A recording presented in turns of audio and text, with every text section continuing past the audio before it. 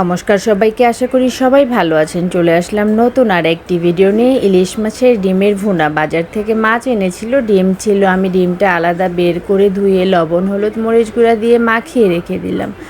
কড়াইয়ে তেল দিয়ে দিলাম আর ডিমগুলি গোটা গোটাই আমি লাল লাল করে ভেজে নেব। মাছটা ভালো ছিল, মাছটায় খুব সুন্দর একটা গন্ধ আছে। ডিমটা লাল লাল করে ভেজে আমি তুলে নিলাম। ওই তেলের মধ্যেই পেঁয়াজ আর কাঁচামরিচ দিয়ে দিলাম। একটু বেশি করেই পেঁয়াজ দিলে ভালো লাগে। পেঁয়াজটা যখন হালকা লাল হয়ে গেছে, ওর মধ্যে পরিমাণ মতো হলুদ গুঁড়া, মরিচ গুঁড়া, লবণ, পেঁয়াজ বাটা, আদা রসুন বাটা, জিরা গুঁড়া দিয়ে পানি দিয়ে মশলাটা কষিয়ে নেব। খুব তাড়াতাড়ি এইভাবে রান্না হয়ে যায়। মশলাটা যখন কষানো হয়ে গেল, তেল ছেড়ে এসেছে, সেখানে আমি পরিমাণ মতো পানি দিয়ে ডিমটা ছোট ছোট করে কেটে নিলাম।